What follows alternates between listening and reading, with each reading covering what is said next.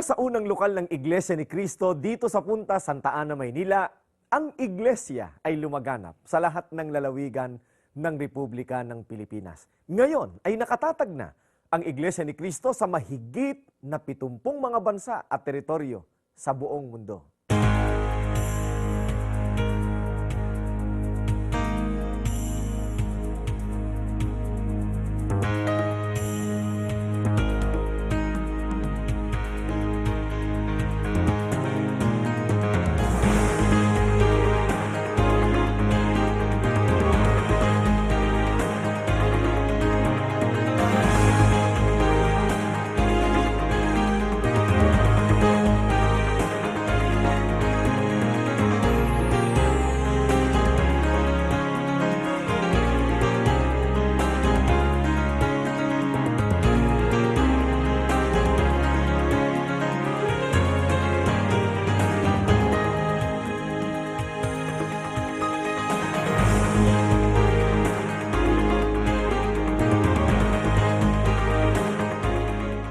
Ang mapapanood po ninyo ngayon ay isang maikling pagpapakilala sa Iglesia ni Cristo.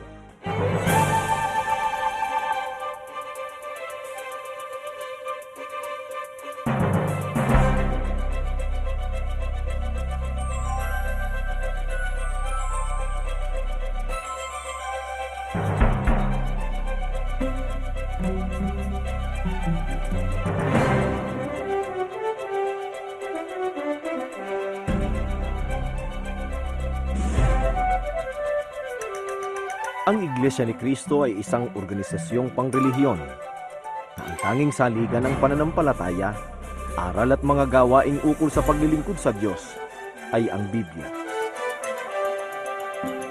Wala itong inimbentong mga aral na panrelihiyon.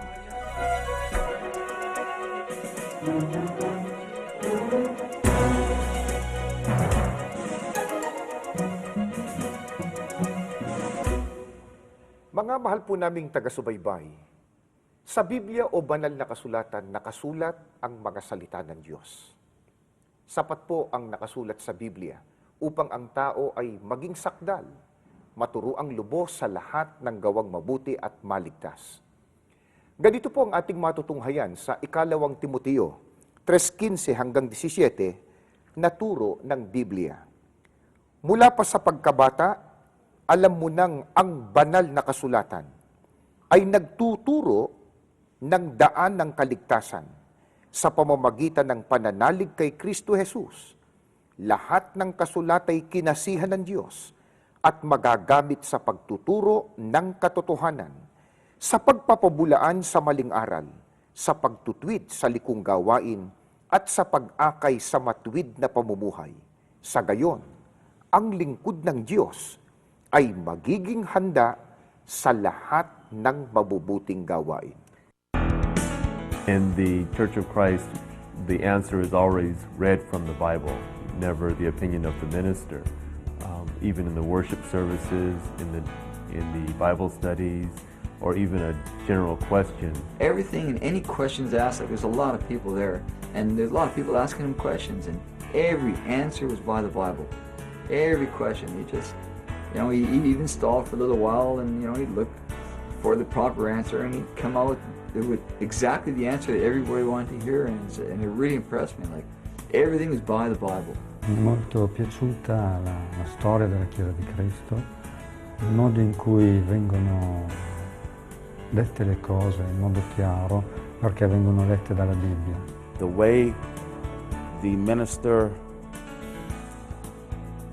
gave out the message. There were no opinions, no personal opinions. It was exactly from the Bible, which I had yet to hear from any church that I had ever been to. It was pretty interesting that he would read from the Bible, the scriptures, ask a question, get his answer right there, and leave it at that. Kapatid na Arnel, ang isa po sa itinatanong sa atin ay kung bakit daw po wala tayong mga aral o gawaing pangrelihiyon na ibinatay natin sa mga tradisyon o kaya po ay sa mga katang-aral ng tao o mga kinatha na aral ng konsilyo. Kapatid na Matt, napakaganda ng katanungang yan. Ang Iglesia ni Cristo ay hindi sumunod at hindi sumusunod sa mga aral o tradisyon na kinathalan ng tao, sapagkat ang mga ito ay labag sa aral ng ating Panginoon Diyos. Mahigpit ang tagubilin diyan ni Apostol Pablo. Ang sabi niya, sa amin ay mga tuto kayo na huwag magsihigit sa mga bagay na nangasusulat.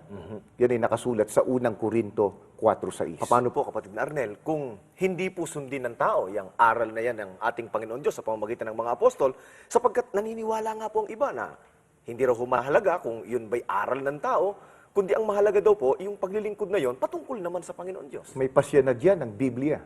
Walang kabuluhan ang paglilingkod ng tao sa Diyos kung ito ay nakasalig lamang sa utos at aral ng tao. Yan po'y nakasulat sa Mateo 15:9.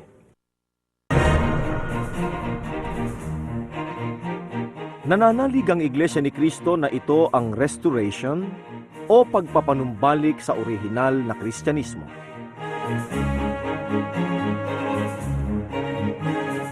Itinataguyod nito ang paghahatid sa tao ng Ebanghelyo ng Panginoong Hesukristo at higit sa lahat ay ang pagtuturo ng paraang ginamit ng Panginoon sa pagliligtas sa tao.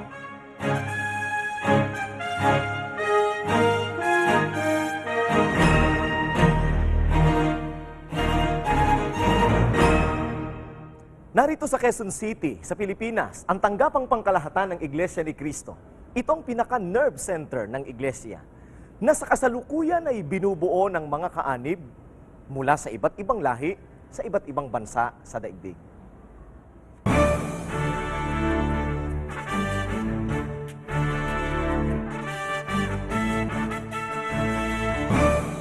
Dito umuugnay ang lahat ng lokal at distrito ng Iglesia sa buong mundo.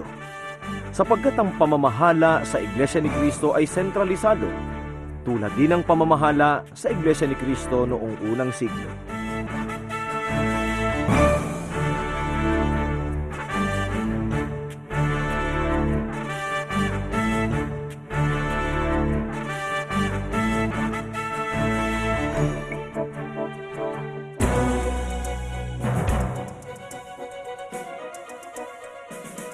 Madalas din pong itanong sa atin, kapatid na Arnel, kung sino raw po ang tunay na Diyos na kinikilala ng mga kaanib sa Iglesia ni Cristo. Mga mahal po naming televiewers, ang Iglesia ni Cristo ay sumasampalataya na iisa ang tunay na Diyos. Wala pong iba kundi ang Ama na lumalang ng lahat. Sa pahayag ni Apostol Pablo sa unang Korinto 8:6, ang sabi niya, iisa lamang talaga ang Diyos, ang Ama na lumalang ng lahat. Sa katotohanan ito, kapatid naman at mga mahal po naming taga-subaybay, walang lugar si Jesucristo upang maging tunay na Diyos. Sapagkat siya'y anak. Ang banggit niya, ang tunay na Diyos, ang Ama na lumalang ng lahat ng bagay. Ganito rin ang pahayag ng ating Panginoong Jesucristo sa isang pagkakataon nung siya'y nandito pa sa lupa. Ang sabi niya, pagkasabi ni Jesus nito, tumingala siya sa langit at nagsabi, Ama, at ito ang buhay na walang hanggan, ang makilala kanila, ikaw na kaisa-isang tunay na Diyos. Yan ay nakasulat sa Juan 17:1 at 3. Sa mga talatang ito ay hindi lamang ipinakilala ni Kristo na iisa ang tunay na Diyos, ang Ama na nasa langit, dito'y ipinakita pa niya na hindi siya ang Diyos, na iba siya sa tunay na Diyos.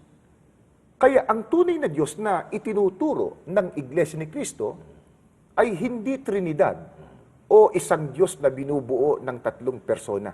Hindi rin po katulad ng maling paniniwala ng iba na ang Diyos ay siya ng Ama, siya pang Anak, siya pa rin ang Espiritu Santo. Walang ganyang nakasulat sa Biblia.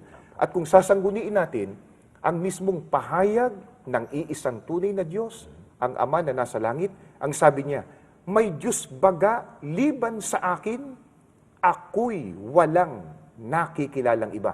Yan ay nakasulat sa Isaias 44:8.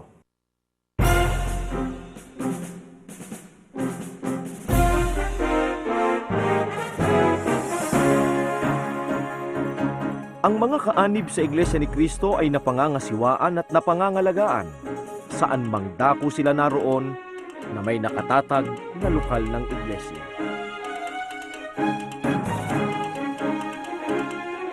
Sa gawaing ito ay katulong ng pamamahala ng iglesia ang libu-libong ministro, manggagawa sa iglesia, at iba't ibang may tungkulin.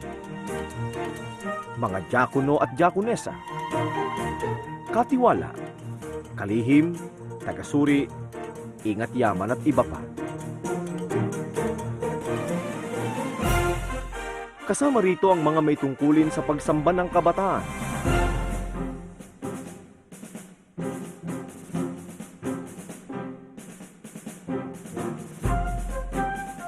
At sa mga kapisanan ng iglesia sa iba't ibang lokal sa buong mundo.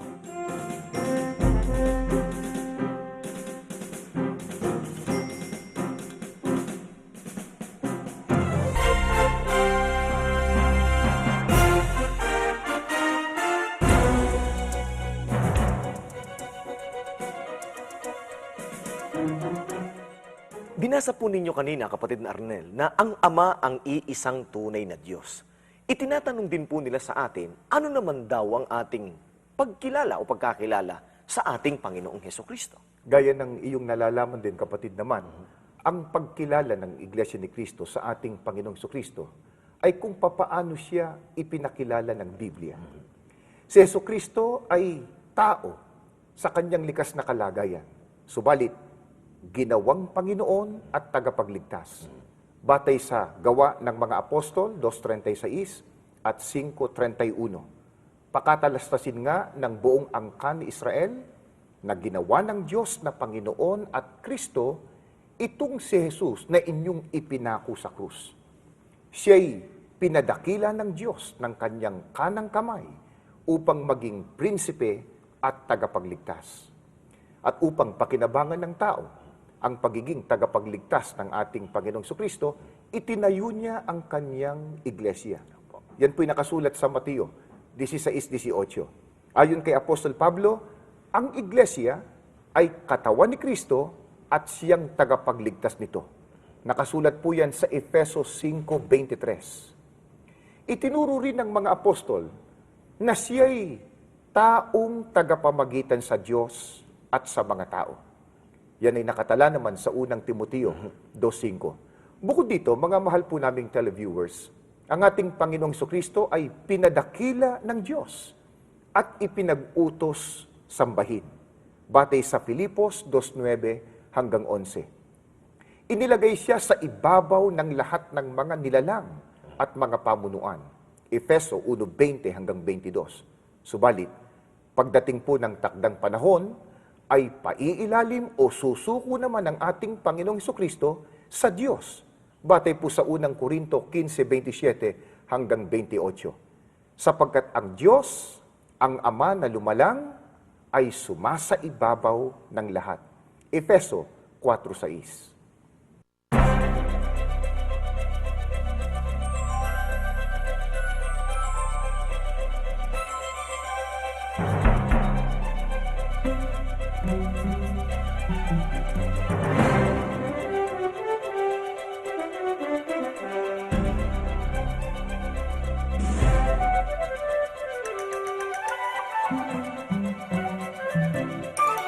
Ang Iglesia ni Cristo ay nagsimulang lumaganap sa ibang bansa nang ito ay nakarating sa malayong kanluran sa Hawaii at California noong Hulyo 1968.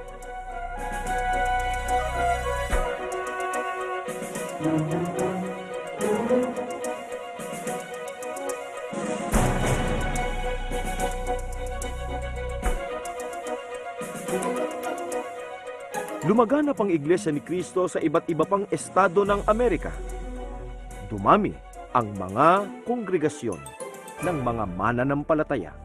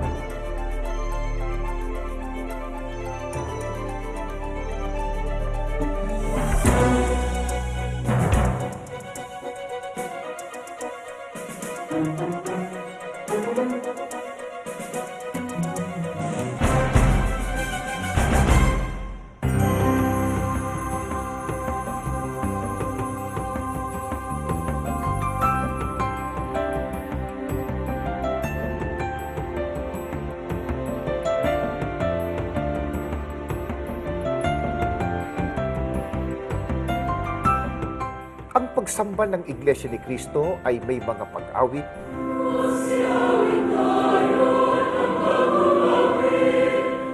may mga panalangin,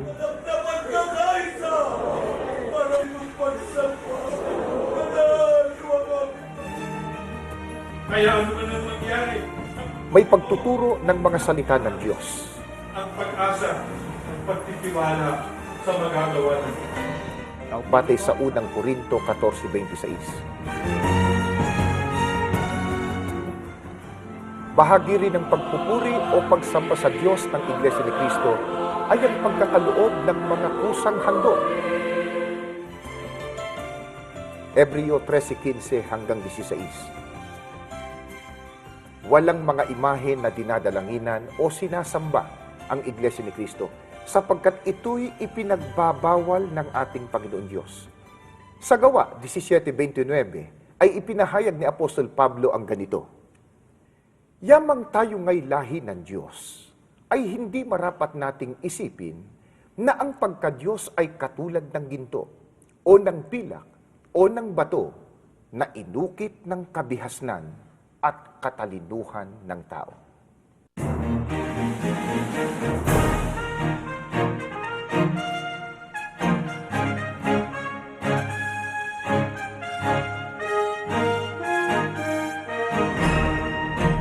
Upang matupad ito ng buong kabanalan at kaayusan, ay sinusunod ng Iglesia ni Cristo ang ipinag-uutos ng Diyos sa kanyang bayan na pagtatayo ng gusaling sambahan.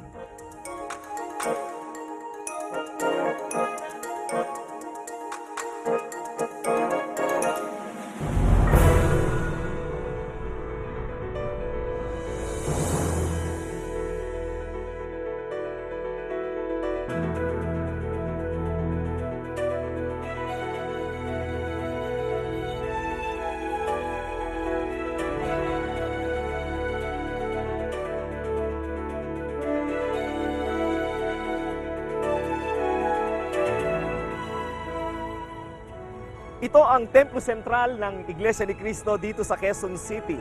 Ito ay nasa loob ng Iglesia ni Cristo Central Compound. Nasa tabi nito ang gusali ng College of Evangelical Ministry, ang paaralan ng mga nagmiministro sa Iglesia ni Cristo.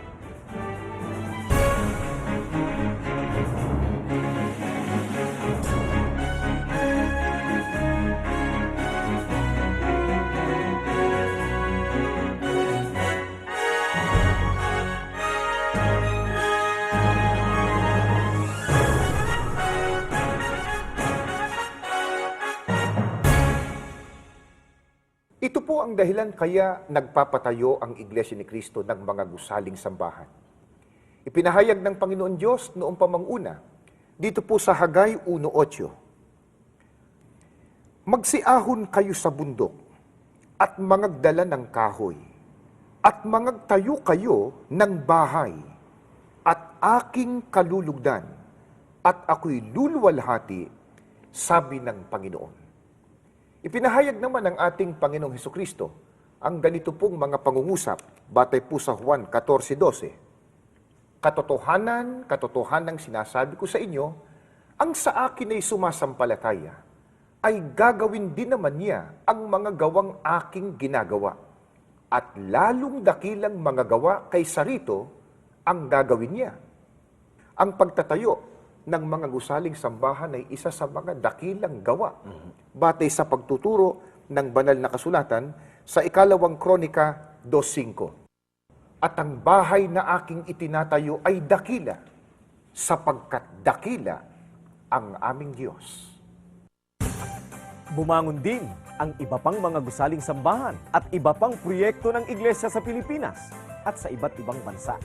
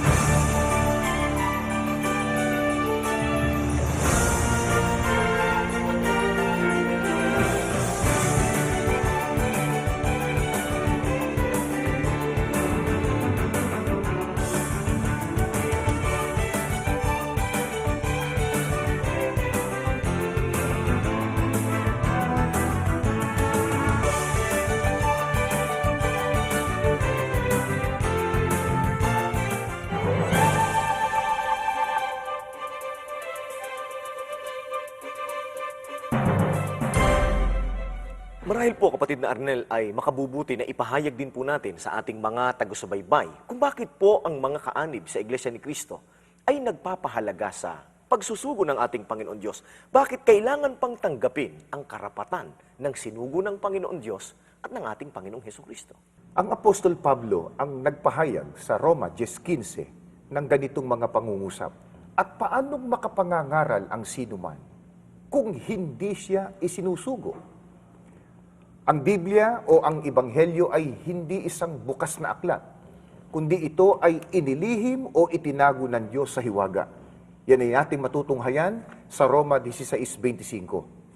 Na kung ang Ebanghelyo o ang banal na kasulatan ay pangahasang pag-aralan ng mga taong hindi naman sugo ng Diyos, ay hindi siya makararating sa pagkaalam ng katotohanan.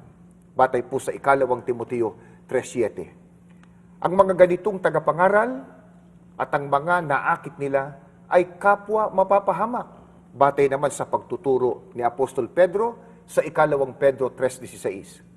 Kaya maging sa pangangaral po ng mga naunang lingkod ng Diyos, ay itinuro nila na marapat sumangguni ang tao at hanapin niya ang katotohanan sa sugo ng ating Panginoon Diyos. Malakyas 2:7. More amazing to me about the angel from the Far East, and the Far East being the Philippines, as well as everything in Revelation that has to do with that. The time, the half an hour of silence, which represented the exact amount of time between World War I and World War II, which is when the church was established. All these things couldn't have been coincidence to me. I never in my life knew there was actually a prophecy in the Bible. So when they started talking about the prophecy, and when the teacher that was indoctrinating me would explain it to me, and I had a lot of questions because I had never heard it before. I would die for the church because it is the true church, and I have a lot of peace in my life now because of the church. Brother Manalo, Felix Manalo is the last messenger. And then I know how is the situation of the world now.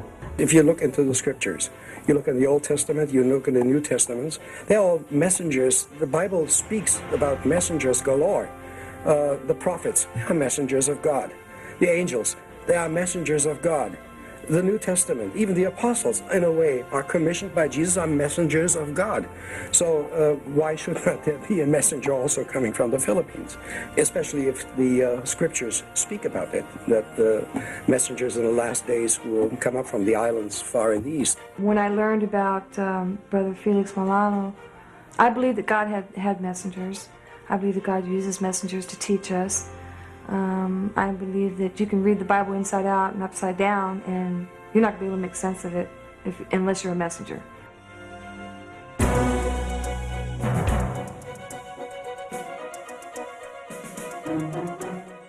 Pangunahin din pong itinuturo sa mga umaanib at kaanib na sa Iglesia ni Cristo ang tungkol sa pag-iibigang magkakapatid batay po sa Mateo 23:8 at 1 Pedro 2:17. Na ang mga katotohanan ito na nakasulat sa Biblia ay sinisikap po na matupad ng mga kaanib sa Iglesia. Tinutupad din dito ang pag-ibig sa kapwa-tao kahit hindi po kaanib sa loob ng Iglesia.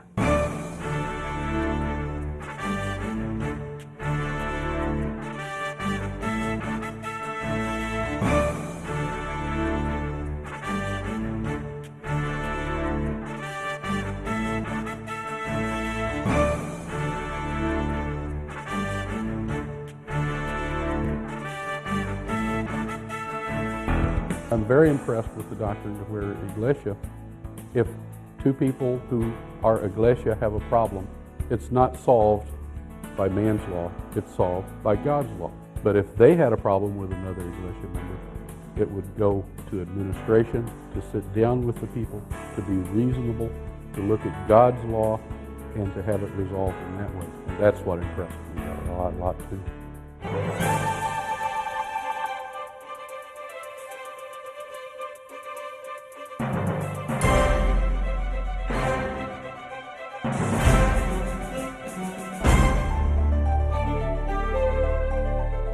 Ang salitang iglesia ay hango sa salitang Griego na ekklesia, na ang kahulugan ay kalipunan ng mga tinawag. Ito ang salitang tinawag ni Kristo sa organisasyong itinayo niya na dapat pasukan ng mga taong nagnanais na iligtas niya.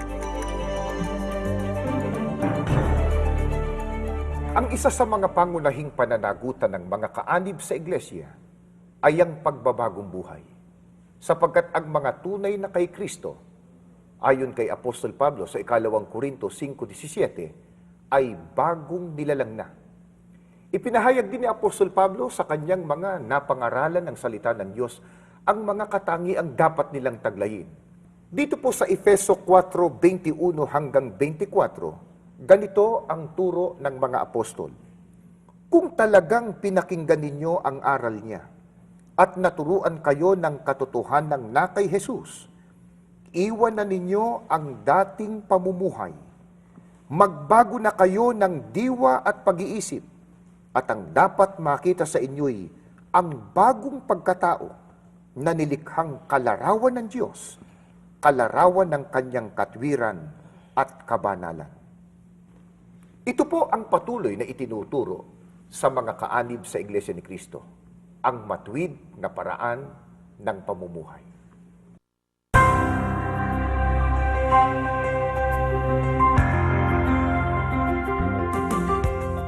Mga mahal na taga-subaybay, ang Iglesia ay nagsimula nang itatag ito ng ating Panginoong Hesukristo noong unang siglo. Sinabi po ng ating Panginoong Hesukristo sa Mateo 16:18, at sinasabi ko naman sa iyo, ikaw ay Pedro, at sa ibabaw ng batong ito ay itatayo ko ang aking iglesia, at hindi makapananaig sa kanya kahit ang kapangyarihan ng kamatayan. Bagaman nagsimulang isang munting kawan, ang iglesia noong unang siglo ay lumago. At lumago ang salita ng Diyos at tumaming lubha sa Jerusalem ang bilang ng mga alagad. Ang iglesia na itinatag ng Panginoong Hesukristo ay tinawag ng mga apostol na sunod sa kanyang pangalan. Iglesia ni Kristo ang pangalan ng iglesyang ipinangaral ng mga apostol. Ang Iglesia ni Kristo ay nagsimulang ang mga kaanib ay pawang mga lahing Hudyo. Sa panahon din ng mga apostol, noong unang siglo, ito ay lumaganap sa mga bansa na ang mga mamamayan ay hindi mga Hudyo, kundi mga Hintil. Sa pahayag po ni Apostol Pablo sa Galacia 1:22, ay binabanggit po ang pangalan ng iglesia na nasa Judea. Hindi pa ako kilalang personal sa mga iglesia ni Kristo sa Judea. Nakarating din po ang iglesia sa Antioquia ng Syria. Dito po unang tinawag ng mga Kristiyano ang mga alagad o mga kaanib sa iglesia ni Kristo.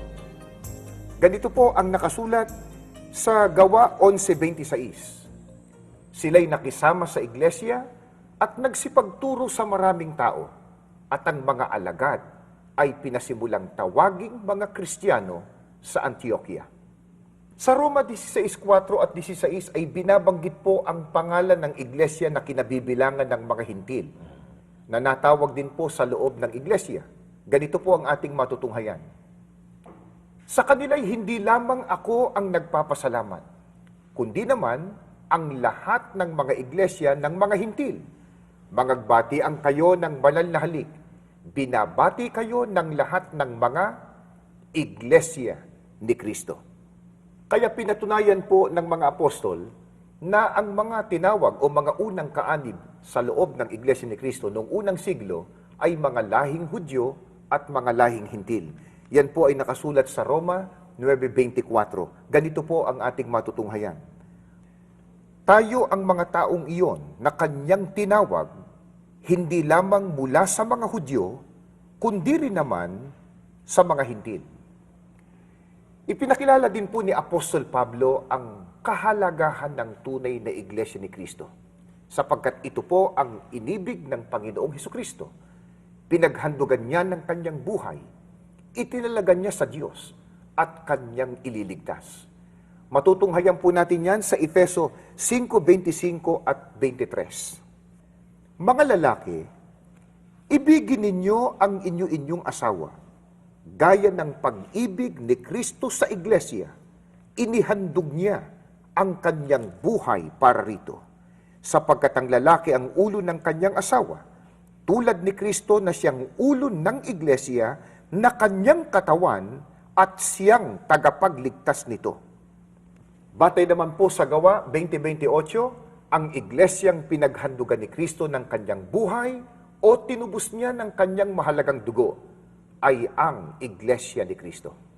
Tiyak na interesado po ang ating mga taga-subaybay, kapatid na Arnel, kung ano po ang dakilang kapalaran na matatamo ng tao kapag ka siya po ay nasakop sa pamamagitan ng katubusan ng dugo ng ating Panginoong Hesukristo. Napakapalad po ng mga taong nakinabang sa dugo ng ating Panginoong Hesukristo, sapagkat sila po ang mga napawalang sala at tiyak na maliligtas sa puot ng Diyos na siyang araw ng paglipol sa lahat ng mga taong masama sa araw ng paghuhukom. At yan ay ating matutunghayan sa Roma 5:8-9 ng banal na kasulatan. Ang iglesia sa Jerusalem ang pinakapanganay na lokal. Nagkaroon din ng kongregasyon o lokal ng iglesia sa Galilea, Samaria, at sa buong Palestina. Sa labas nito ay bumangon ang mga kongregasyon ng iglesia sa Galacia, Corinto, Epeso, Filipos, Colosas, Tesalonica, at Roma, bunga ng pangangaral ni Apostol Pablo.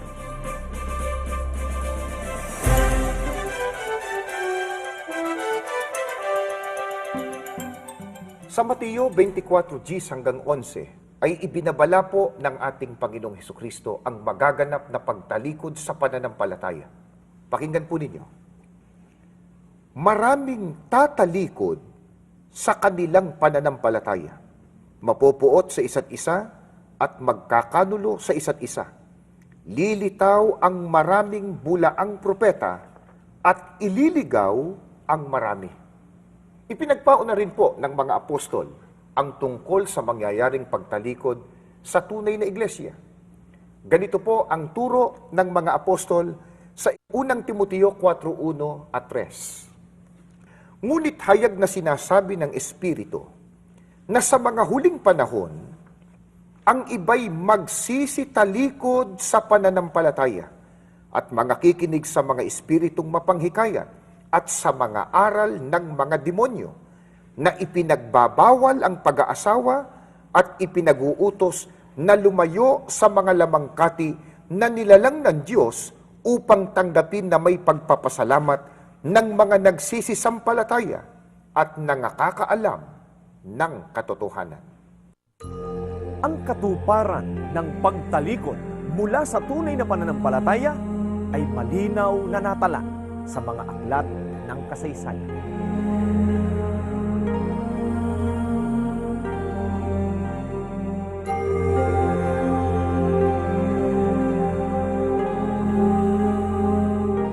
Sa aklat na The Story of the Christian Church na sinulat ng isang doktor ng divinidad na si Dr. Jess Lehman Herbert, ay isinasalaysay na pagkamatay ng mga apostol, ang iglesia ay naging ibang-iba na kaysa sa iglesia sa panahon ni Apostol Pedro at Pablo.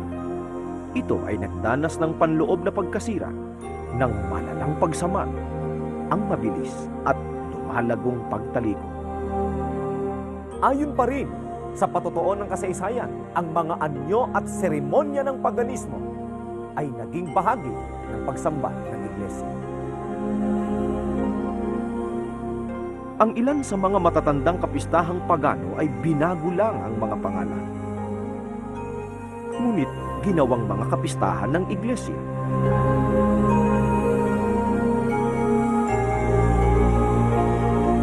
Ang mga imahen ng mga santo at martir na dati wala naman ay sumulpot sa mga simbahan, pinapulihan at sinamba.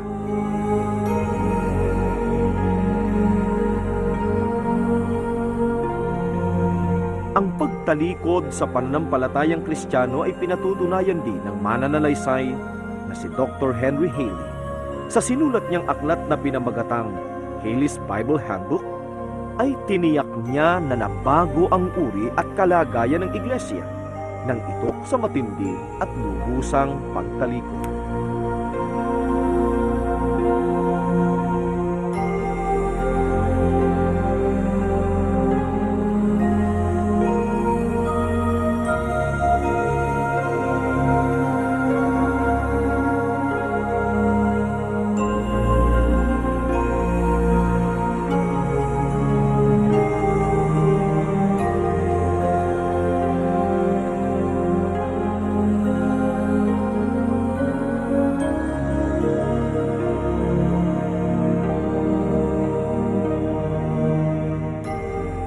Ang ilan sa mga aral na kinatha pagkamatay ng mga apostol na pawang wala sa Biblia at labag pa sa Biblia ay ang mga sumusunod.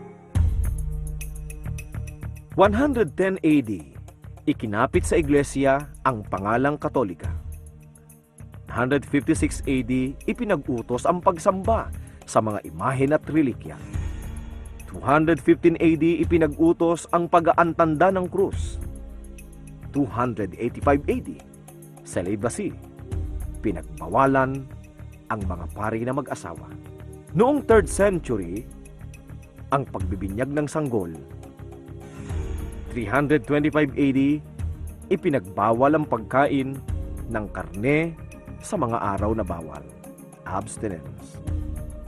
325 AD, itinuro na si Kristo ay Diyos. 343 hanggang 420 AD, ang pagtawag ng Father sa pari. 381 AD, itinuro na ang Espiritu Santo ay Diyos din. Noong 4th century, ipinangaral ang kawalang kasalanan ni Maria na ina ni Jesus. Noong 12th century, pangungumpisal sa pari. At noong 1215 AD, ang transubstantiation, itinuturo na literal na nagiging Kristo ang tinapay sa misa.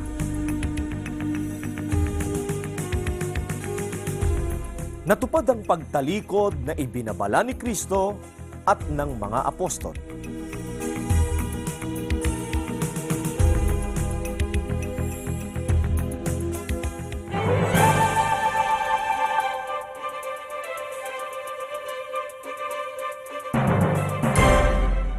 Ang isa po sa mga pangunahing aral o doktrina na tinalikuran po ng iba ay ang katotohanan ng mahalaga na lakipan ng gawa ang pananampalataya. Yan po ay nakasulat sa Efeso 2:10. Sapagkat tayo'y kanyang gawa na nilalang kay Kristo Jesus para sa mabubuting gawa na mga inihanda ng Diyos ng una upang siya nating lakaran. Mga mahal po naming televiewers, kapag pananampalataya lamang ang taglay ng tao, ngunit wala pong kalakip na gawa o pagsunod sa kautusan ng Diyos, ay hindi niya ikaliligtas ang pananampalatayang yon. Yan po ay ayon kay Apostol Santiago, nakasulat po yan sa Santiago 2:14. At upang maging sakdal o ganap ang pananampalataya, kailangan pong may kalakip na gawa, Santiago 2:22. Ang isa pong pangunahing gawa na dapat sundin ay ang kautusan ng ating Panginoong Hesukristo ayon sa turo ni Apostol Pablo sa Galacia 6:2. Utos ng ating Panginoong Hesukristo na ang sino mang ibig maligtas ay pumasok sa loob ng kawan. Kung atin pong babasahin ang kanyang pahayag sa 1:9, ako ang pintuan. Ang sino mang pumasok sa loob ng kawan sa pamamagitan ko ay magiging ligtas. Ang tinutukoy po na kawan, batay din sa Biblia, na dapat pong aniban o pasukan, ay ang Iglesia ni Kristo. Yan po ay nakatala sa Gawa 20:28. Kaya ang tunay na Iglesia, ang Iglesia ni Kristo, ay lubhang kailangan po ng tao sa pagtatamo ng kaligtasan. Ayon po kay Apostol Pablo, ang Iglesia ay katawan ni Kristo at si Kristo ang pangulo nito. Matutunghayan po natin yan sa Colosas 1:18. Kaya ang ating Panginoong Jesucristo at ang Iglesia ay isang tao lamang sa paningin ng Diyos. Efeso 2:15. Ito rin po ang dahilan, mga mahal po naming taga-subaybay, kung bakit nagawa ng ating tagapagligtas na si Kristo na panagutan o tubusin ang kanyang iglesia nang hindi po malalabag ang batas ng Diyos sa pagbabayad ng kasalanan na kung sinong nagkasala ay siyang dapat na mamatay. Matutunghayan natin ang katotohanan yan sa Deuteronomio 24:16. Ang tunay na iglesia ay hindi na po iba kay Kristo. Yayamang ito ay kanyang katawan. Kaya kung ililigtas ng ating Panginoong Jesucristo ang kanyang iglesia na kanyang pinanguguluhan, hindi po niya nalalabag ang batas ng Diyos ukol sa taong nagkasala. Sapagkat tandaan po natin, batay din sa Biblia, si Kristong ulo at ang iglesia na kanyang katawan ay hindi na dalawa, kundi isang taong bago sa harap ng Panginoon Diyos.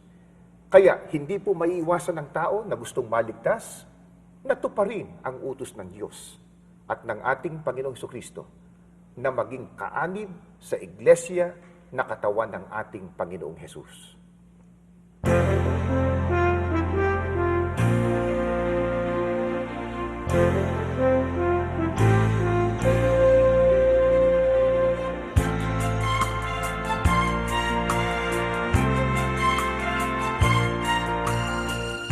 Upang maipagpatuloy ang gawain ng Diyos sa pagliligtas sa tao at upang maibalik ang tunay na Iglesia ni Kristo, ay tinupad ng Diyos ang hula na ipinahayag ng kanyang propeta noon pang una.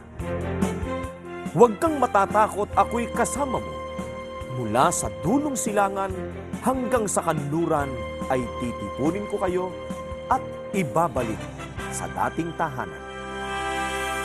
Binasa po kanina ang Isaiah 43:5, kapatid na Arnel, na sinabi po ng Panginoon Diyos na titipunin ko kayo at ibabalik sa dating tahanan. Ano po ang ibig sabihin nun, kapatid na Arnel? Batay na rin po sa pahayag at paliwanag ng banal na kasulatan. Kapatid na Matt at mga mahal po naming taga-subaybay, ang tinutukoy na dating tahanan ay ang unang iglesia. Gaya po ng pahayag ni Apostol Pablo, dito po sa Efeso 2:20 at 22, na mga itinayo sa ibabaw ng saligan ng mga apostol at mga propeta na si Kristo Jesus ang panulukang bato. Sa pamamagitan din niya, kayo man ay itinatayong magkakasama upang maging tahanan ng Diyos sa pamamagitan ng Kanyang Espiritu. Ang iglesia ang tahanan po ng Diyos sa Espiritu na itinayo sa ibabaw ng batong si Kristo. Ibabalik sa dating tahanan, kaya itatayo po uli ang tunay na iglesia. Magsisimula ang pagbabalik na sinasabi sa hula ng kasulatan sa malayong silangan. May sugo na kakasangkapanin ng Diyos para makatawag siya ng mga mananampalatayang babalik sa tunay na Diyos, sa tunay na aral, sa tunay na pagsamba, at sa tunay na pananampalataya. Noong ang Panginoong Hesukristo ay narito pa sa lupa, ay ipinahayag din niya na bukod sa mga kaanib na noon sa Iglesia ni Kristo, ay mayroon pa siyang ibang mga tupa, mga hinirang niya na magmumula sa malayo.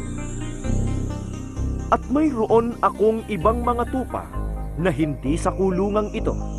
Sila'y kailangan din namang dalhin ko at kanilang diringgin ang aking tinig, at sila'y magiging isang kawan at magkakaroon ng isang pastor. Sa aklat ng mga gawa ng mga apostol, 2:38 hanggang 39, ay ipinahayag po ng mga apostol ang magaganap na pagtawag sa mga taga-malayo na kasama ring pinangakuan na tatanggap ng Espiritu Santo. Sinasampalatayanan po ng Iglesia ni Kristong naglilingkod sa inyo sa palatuntunan ito na ang mga katotohanan ito'y natupad sa pagkasangkapan ng Diyos kay kapatid na Felix Y. Manalo nang kanyang ipangaral ang Iglesia ni Kristo sa Pilipinas, isang bansa na nasa malayong silangan.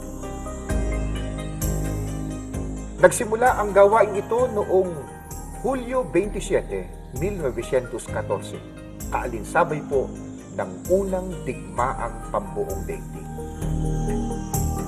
Ang mga aral na itinuro ni kapatid na Felix Manalo ay ang mga aral na itinuro ng Panginoong Hesukristo at ng mga apostol sa iglesia noong unang siglo.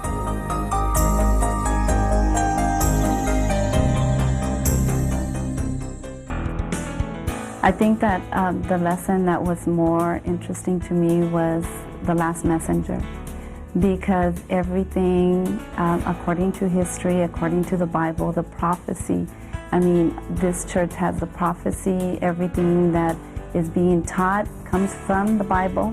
Then what really impressed me was the last messenger. I mean, here, when you started looking at it and then you started reading it, first you hear it and you say, hey, that don't sound right, you know?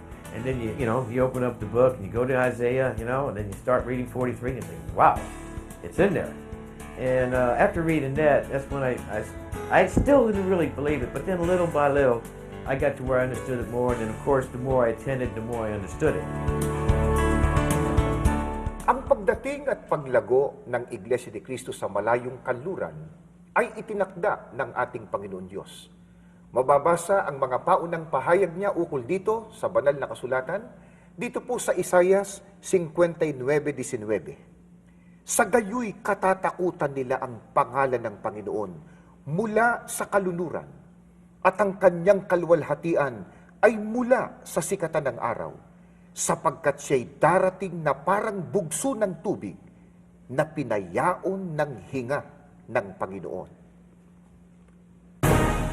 Niloob din ng Diyos na makarating ang Iglesia ni Cristo sa iba pang mga bansa. Sa Europa, sa Australia, sa Latin America, sa Asia, at sa iba't iba pang dako.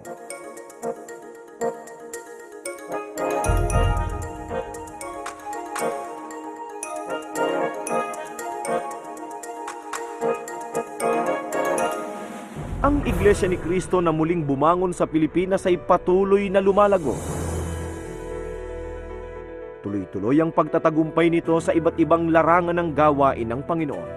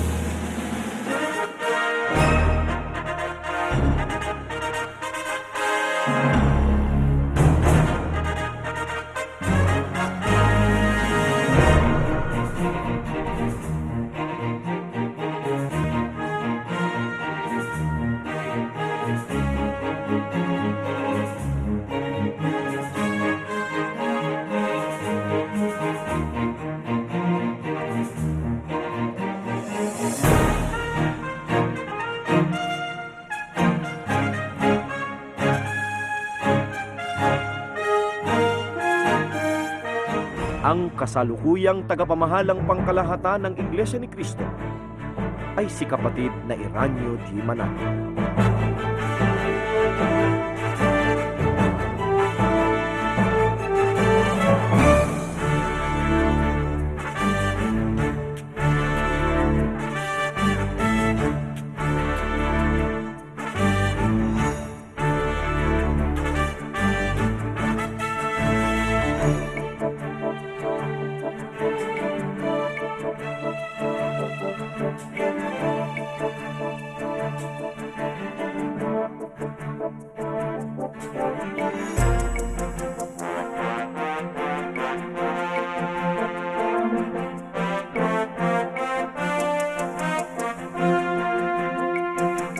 Sumasampalataya ang Iglesia ni Cristo na ang mga tagumpay na ito ay gawa ng Panginoong Diyos, gaya ng isinasaad sa hula.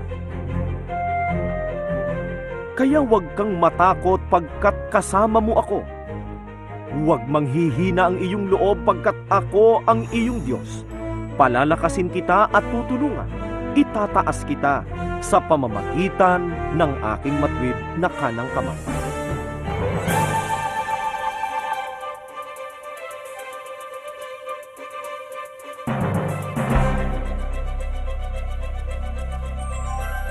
Marami ang tumanggap at patuloy na tumatanggap sa mga aral ng Biblia na itinuturo ng Iglesia ni Cristo.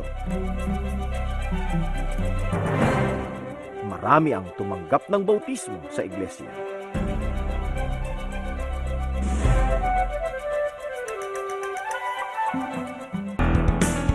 The most wonderful thing that's come into my life is the fact that I know about the Scripture and that I understand the teachings of God.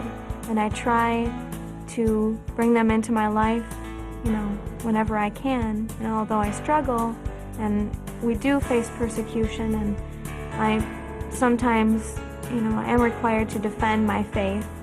At the present, I am a head deacon in the Church of Christ. I've been a head deacon for several years, and I would like for my family, meaning my siblings, to also enter the Church of Christ. Kapatid na Arnel, madalas din po nga itanong sa atin, bakit daw po kailangang tanggapin pa ng tao ang tunay na bautismo? Bakit daw po ang isang taong aanib sa Iglesia ni Cristo kailangan pang bautismuhan?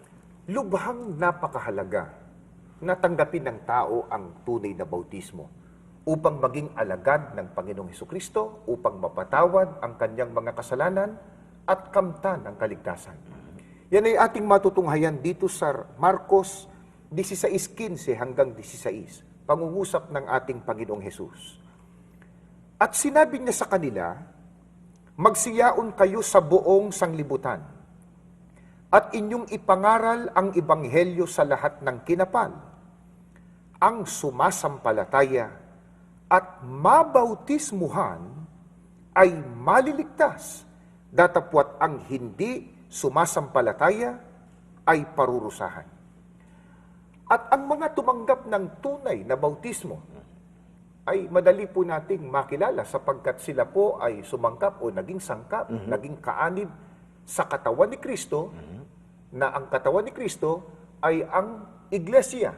Mababasa po natin yan sa 1 Corinto 12:13 at Colosas 1:18. Ito rin po ang binabanggit ng mga apostol sa Roma, sa 3 hanggang 5, na pakikipag-isa sa ating Panginoong Hesukristo. Ipinakita ng Panginoong Hesus ang kahalagahan ng Iglesia na kanyang itinatag sa pasimula pa ng panahong Kristiyano nang sabihin niyang ito'y hindi pananaikay kahit ng kapangyarihan ng kamatayan. Nasa tunay na Iglesia ni Cristo ngayon, kung gayon, ang kaligtasang ipinangako ng Diyos. Dito rin maisasagawa ng tao ang tamang paraan ng paglilingkod sa Diyos.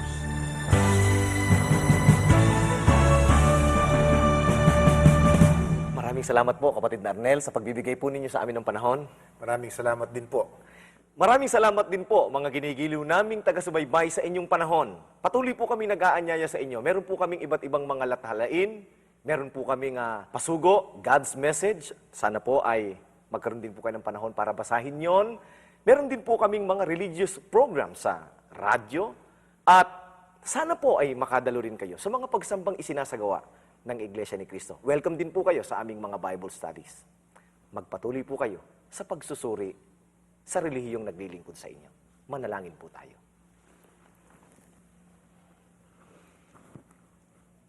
Ama naming Diyos, salamat po ng napakarami sa iyo.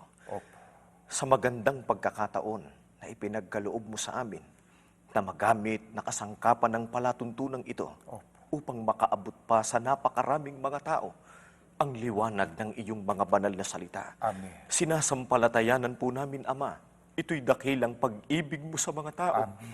Ayaw mo silang mapahamak. Ang gusto mo'y makasama namin silang lahat sa pagmamana ng kaligtasan na ipinangako mo sa amin. Panginoong Hesus, pagpalain mo po ang naabot ng mga katotohanan ito. Mabuksan ang kanilang puso at isipan. Makilalang kahalagahan ng iyong iglesia at sama-sama kaming makapaglingkod sa iyo. Ama, nananalig po kami. Pinagpapala mo rin ang naabot ng mga katotohanan ito. Maghari ang iyong kapayapaan sa lahat ng sambahayan. Salamat sa lahat ng tagumpay na ipinagkaloob mo sa iglesia. Hinihingi po namin ang panalangin ito sa iyo. Sa pangalan po ng Panginoong Hesus, dakila po naming tagapagligtas. Amen.